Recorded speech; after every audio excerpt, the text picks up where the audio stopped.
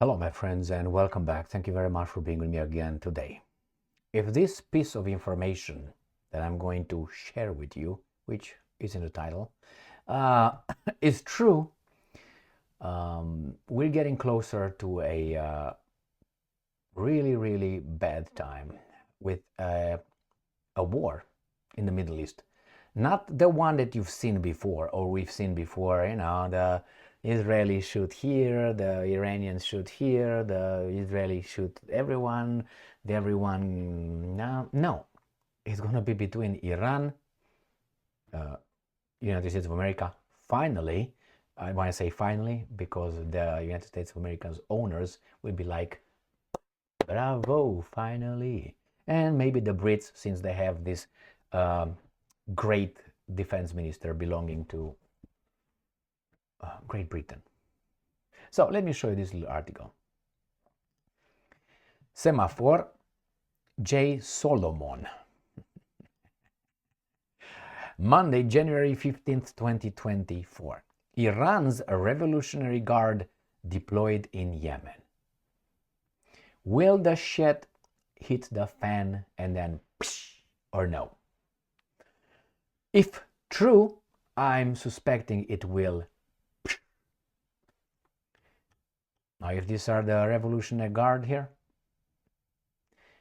remember, whomever wrote this article, Mr. J. Solomon, ran through, big pictures, and some other people agreed if this picture should be posted, whatever, right here. Commanders and advisors from Iran's elite Islamic Revolutionary Guard Corps are on the ground in Yemen and playing a direct role in Houthi rebels' attack on commercial traffic in the Red Sea. But the American and the British and the Polish and the German and the French commanders and advisors in Ukraine, they just sit over there or stand and say, oh no, you can't do that. It's against the Geneva Convention. Yes, down, up, run faster. There you go. They just train people. Do you think, do I think that these guys are there? Yeah. Do I think they're involved? Yeah. Do I think the Americans and NATO trainers are actively involved? Yeah. I'm sorry. If someone has a problem with me now, right now, wait about 2 to 3 years, maybe 4, when they will allow certain people that will become best-selling authors to publish the books already written right now. Just the dates and the numbers. They're waiting to just put them. Click, click, click, cluck, cluck, cluck. And then you're going to have a New York Times, New York, whatever, best-selling author. And it's going to be Rubinstein, Kosman, and Kosmanberg, and all those guys. There will be. I already have one ready for you. So here it is, my friends. Do I think those guys are over there? Yeah, as you are over there in Ukraine. Oh, but you're the good ones. I forgot, man. The IRGC has stationed missile and drone trainers and operators in Yemen, as well as personnel providing tactical intelligence support to the Houthis. US and Middle East officials told Semaphore. Oh my. I wonder who these guys from the Middle East officials are, or the US. And regardless, I don't believe what they say. But as I say, is it possible? 100%. Probable? 99%. The IRGC, through its Overseas Codes Force, and I don't know if you pronounce like this, but I pronounce it because I want and I can. I'm a free person. Quads Force has also overseen the transfer to the Houthis of the attack drones, cruise missiles, and medium-range ballistic missiles used in a string of strikes on Red Sea and Israeli targets in recent weeks. These officials said, "Is it strange how these guys have so much information? We're so good at providing information just like that. Because we're good. We're good. My God. The Houthis say that its military operations are designated or designed to aid the Palestinian militant group Hamas, which has been locked in a PPP. On Monday, the Pentagon said the Houthis struck a U.S.-owned and operated container vessel, Gibraltar Eagle, in the Red Sea, but caused no significant damage. The Houthis fired a second anti-ship ballistic missile into the southern Red Sea, the U.S. Central Command said, but it also failed in flight and impacted on land in Yemen. The IRGC's overall presence in Yemen is overseen by General Abdul Reza Shahlai, a Tehran-based commander whom the Trump administration attempted to assassinate in 2020 drone strike inside Yemen. What? U.S. and Mideast officials said. So let's say the Iranians or whomever on this planet designate one of, let's say, I don't want Lloyd Austin, he's too imbecilic.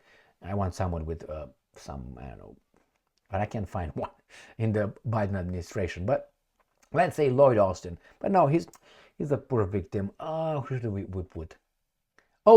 John Bolton. Now that's a guy. Now let's say some countries in the Middle East, the bad dudes, they designate John Bolton, the former garbage security advisor, national security advisor under Trump. That was a garbage move. But anyway, they designate him as a terrorist. And let's say Mr. John Bolton goes to Tahiti to have some Epstein. Epstein is dead. Who could be?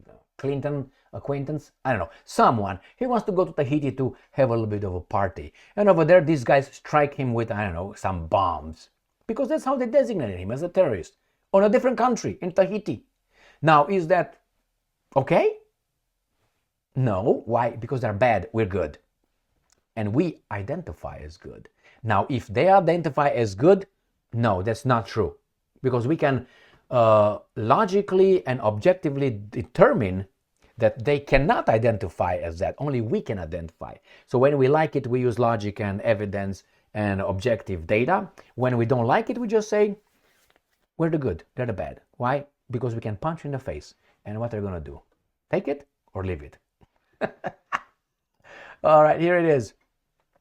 And American intelligence, trustworthy as anyway, believes Shahlai is deeply involved. Believes. I believe I could fly. That means what? Beliefs are not necessarily based on evidence, okay? I believe the pigs can fly. Is it true? No, but nobody will say, if that's my belief. I mean, this is just... So they believe. They either know or they don't. You don't believe. You know or you don't. Is deeply involved in Tehran, oversees terrorist operations through his role as the Quds Forces Deputy Commander. Now, could that be true? 100%.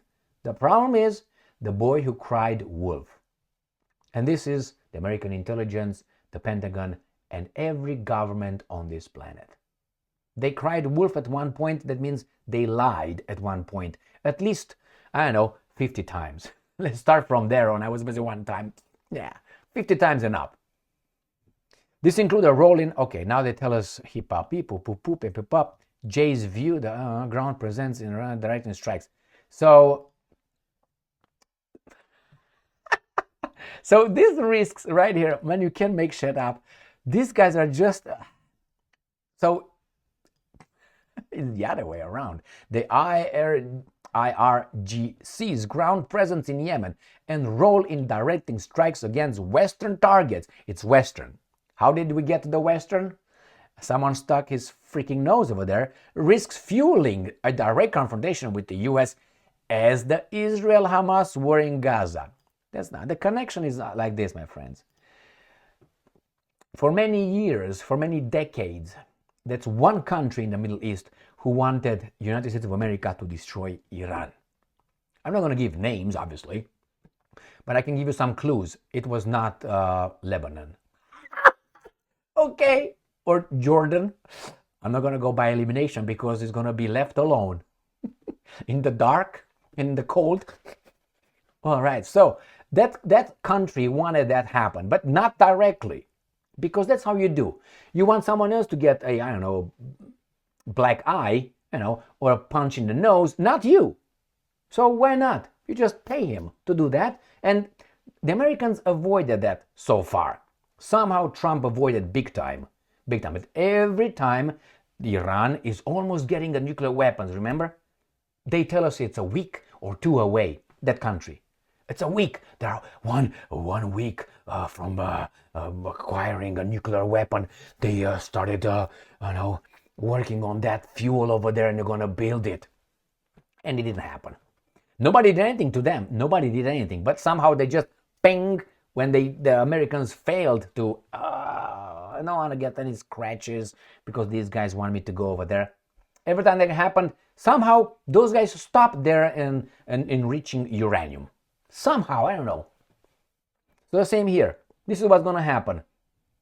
Regardless if the Iranian Revolutionary Guard people are over there, regardless if they are or not, these guys will make stories and they will tell us that you and I cannot verify.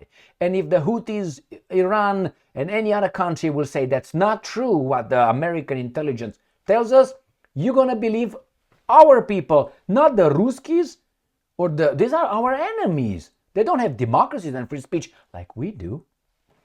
All right, so anyway, and what they're going to do, they're going to strike. As I said, Yemen is going to be flattened, and the Americans are going to have military bases on the western side of Yemen, like they have in Syria, illegally, but in self-defense. And in self-defense, it seems like you can do anything you want.